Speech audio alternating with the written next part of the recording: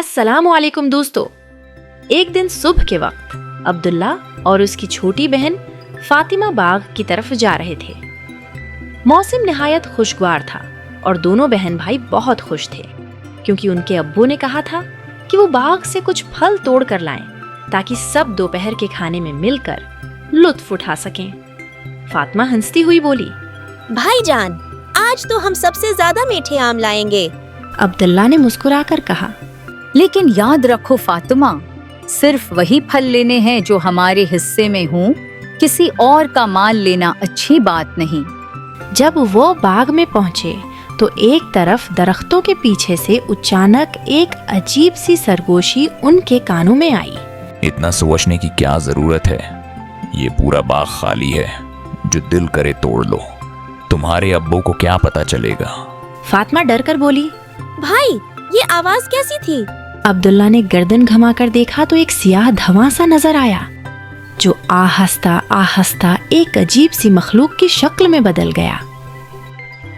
उसका चेहरा डरावना था, आंखें सरख और हंसी खौफनाक। वो मखलूक बोली, मैं शैतान हूँ, हमेशा से हूँ, हमेशा तक रहूंगा, तुम्हारा दोस्त। सिर्फ थोड़ा सा मजा, थोड़ा सा झूठ, थोड़ा सा धोखा, कोई देख तो नहीं रहा। अब्दुल्ला ने फौरन फातिमा का हाथ थाम लिया और कहा, ये शैतान है।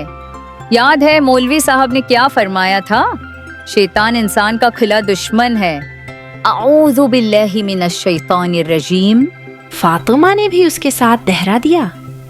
जैसे ही उन दोनों ने ये दुआ पढ़ी, शैतान चीख उठा, उसकी शक्ल बिगड़ गई और वो गायब हो गया। फजा में दोबारा रोशनी आ गई और माहौल पर सुकून हो गया। फातिमा ने भाई से कहा, भाईजान, अगर आप न होते तो शायद मैं उसकी बातों में आ जाती।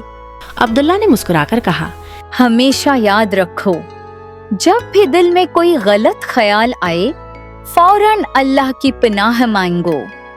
शैतान सिर्फ हमें बहकाने आता है। दोनों बहन भाई खुशी खुशी घर वापस आए और अपनी उम्मी को सारा वाकया सुनाया। उम्मी ने प्यार से कहा, माशाअल्लाह मेरे बच्चों, तुम दोनों ने बहुत समझदारी से काम लिया। दोस्तों, उस कहानी से हमें ये सबक मिलता है कि शैतान हमेशा हमें बहकाने की कोशिश करता है, लेकिन अगर हम अल्लाह की तरफ रुजुआ करें, दुआ पढ़ें और सच्चाई पर कायम रहें, तो वो कभी कामयाब नहीं हो सकता।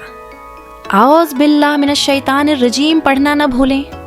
मजीद ऐसी इस्लामी कहानियों के लिए हमारा channel heroic kids TV subscribe करें। अल्लाह हाफिज।